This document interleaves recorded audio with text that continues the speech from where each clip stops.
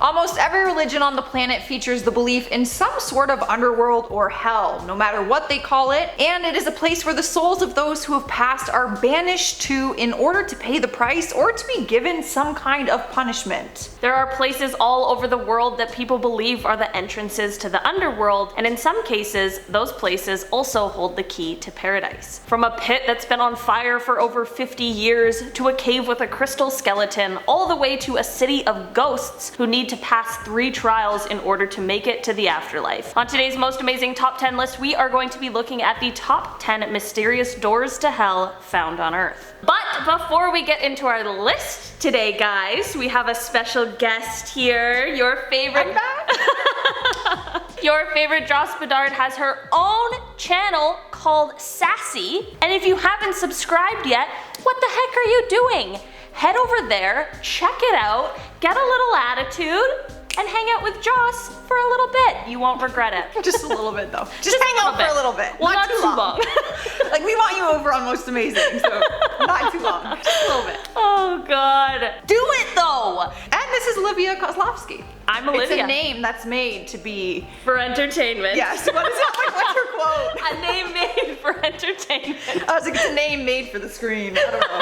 Starting off this countdown at number 10 is York County, Pennsylvania. York County, Pennsylvania has become a popular tourist destination due to 2 circling urban legends that suggest it is the home to the 7 gates of hell. I've always wondered where the 7 gates of hell are. One legend claims that the area was once the home to an insane asylum that burned down with all the patients inside. The other legend claims that there was once an eccentric physician who built several gates along the path that led into the forest. The thing that these 2 stories have in common is that if you pass through all 7 of the gates located in the area, then you'll find your way into the underworld. Legend also says that no one has ever made it past the 5th gate, and this may be due to the fact that the gates are located on private property, so those who even attempt to cross it may just be the subject of a trespassing ticket. Worth it in my opinion. I'd like to try to get to gate 7.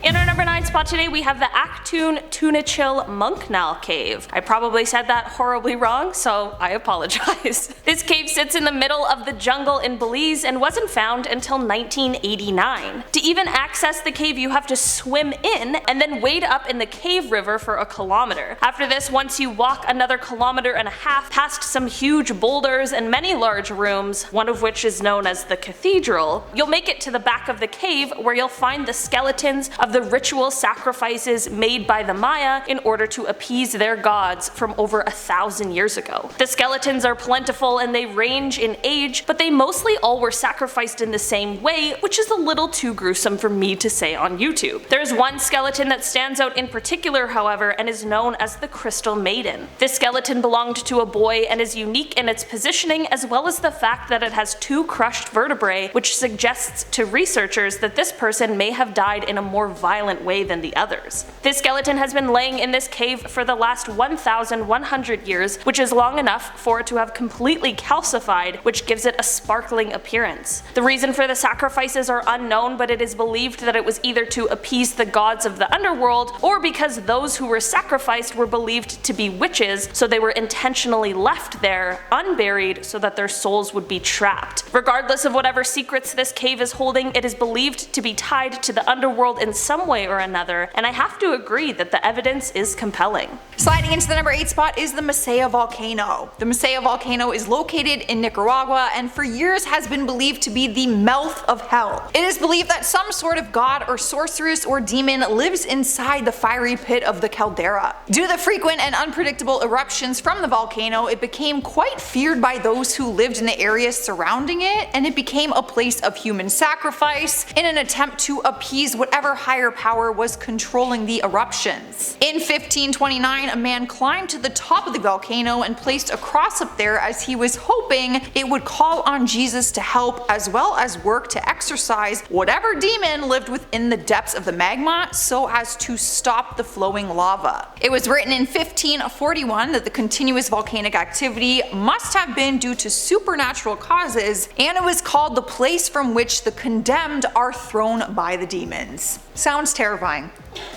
In our number 7 spot today we have Mount Hekla. Mount Hekla is a stratovolcano that is located in South Iceland. This is an extremely active volcano site which has probably not helped with the belief that it is an entrance to hell. There is an Anglo-Norman poem entitled Voyage of Saint Brendan, and in it, it mentions that this volcano is the prison of Judas, who was the apostle who famously betrayed Jesus, which is just not a good look for either Judas or this volcano. Birds flying around the volcano were once thought to be lost souls, and it was believed that the volcano was the meeting site for many witches who were intending to meet with the devil. All of these legends combined, it totally makes sense as to why people would think some sort of dark and evil powers lurk inside of this volcano, especially considering it is one of the most active volcanoes in Iceland. Moving on to number 6, we have Lacus Curtius. Legend has it that this location in the middle of the Roman Forum is an entrance to the underworld. According to Roman historians, this pit appeared in the middle of Rome and nothing could fill it. This led to an oracle prophesizing that the pit would not close until a sacrifice was made, and if no sacrifice occurred, the abyss would destroy the Roman Republic. Of course, neither of these are great options, but one guy was willing to take one for the team. Not me. Marcus Curtius, who the site is now named after, realized that the strength of Rome relied on its weapons and the bravery of its citizens, so with weapons and a full suit of armor, he rode his horse straight into the pit where both of them perished. While he was of course regarded as a hero, it is said that he rode straight into the underworld. Is he a hero though? Or just a fool? In our number 5 spot today we have the Gates of Guinea. In the world of voodoo, the souls of the dead live in an area of the underworld called Guinea, and they must pass through this area in order to reach the deep waters where they'll be reunited with their ancestors. Before they reach the deep waters, however, they are the most susceptible to being zombified by hoodoo magicians, which is why they must pass through the 7 gates before this happens. Once through the 7 gates, they'll meet the spirit called Baron Samdi, who is the one who presides over Guinea. Once they meet the spirit, he will guide them into the world of the dead. Some people believe that the 7 gates are a spiritual thing, but others believe they exist in the real physical world in New Orleans. Here's where things get freaky though. The gates have to be passed through in the proper order. If passed through in the incorrect order, the gates can allow dangerous spirits to enter the world of the living, where they will then grab humans to drag down with them into the underworld. There's a traditional voodoo rhyme that goes along with this that is said to describe the proper timing for opening the gates of Guinea, and that is 7 nights, 7 moons, 7 gates, 7 tombs. The final important part of this process is that the guardian at each gate needs to have respects paid to them, so if you're ever passing through the gates of Guinea, just keep that in mind. In spot number 4 is Centralia, Pennsylvania. This door to hell is located in Pennsylvania underneath the cracked asphalt of one of the town's streets. Under these streets is an underground coal mine fire that was first set ablaze in 1962, and it just may continue burning for another couple hundred years, or maybe forever if it really is the entrance to hell. It is unknown exactly how the fire has started, which is the topic of many arguments, but it quickly burned through all of the old networks of shafts and tunnels. After the fire started, sinkholes began to appear all over, and steam plumes, which were full of lethal amounts of carbon monoxide, began to rise from the ground. People started to compare what was going on underneath the city to what hell must be like. Once 1984 rolled around, the government began urging people to leave the city and even claimed to help with relocating costs, but as of 2013 there were 8 residents who refused to leave, and they ended up settling a lawsuit that included a $349,500 settlement and the right to reside in the town until the end of their lives. In our number 3 spot today we have the Darvaza gas crater. Before I dive into this one, guys, please don't forget to hit the thumbs up button if you're enjoying the video so far, because it really helps us out. The Darvaza gas crater has been nicknamed the door to hell for a pretty good reason. This crater is located in Darvaza, Turkmenistan, and it serves as a popular destination for tourists to go and see. The crater is the aftermath of the field being drilled into because it was thought to be a substantial oil site, but quickly after they discovered its natural gas pocket, it ended up collapsing. It is said that the fire was lit by geologists who wanted to prevent the spread of methane gas. It looks so cool, but one of the craziest things about it is that it has been burning since 1971. The scientists originally predicted that it would burn for a few weeks, but it has been over 50 years. The crater is 69 meters or 226 feet in diameter and is 30 meters or 98 feet deep. One random but kind of creepy fact about the crater is that camel spiders flock to it in the evening because of its light and warmth, but they often end up falling in to their death.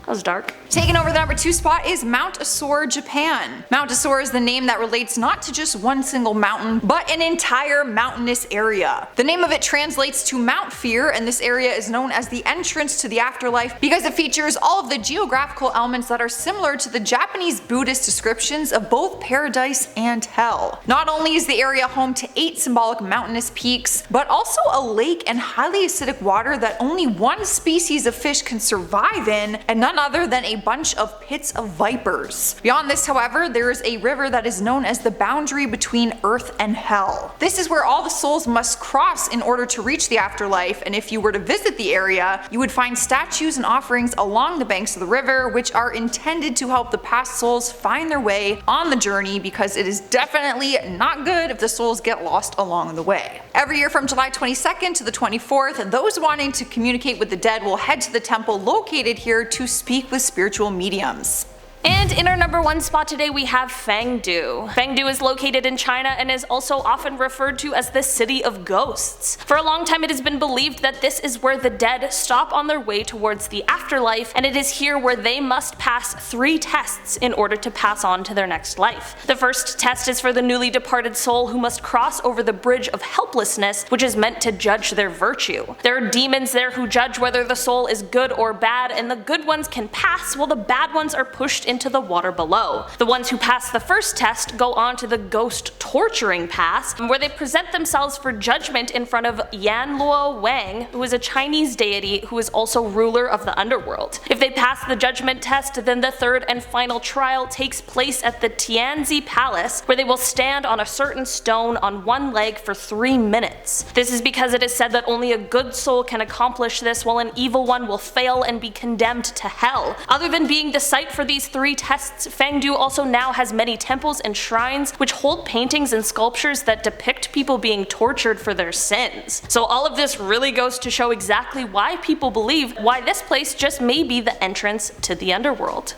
Alright guys, that has been our list for today. Thank you so much for checking it out. Let us know down below in the comments if you think any of these really are the entrance to hell. I think they all stand a good chance. Honestly. I think we should dive into the pits with a horse and find out. I'll leave that one up to you. I'll take one for the team.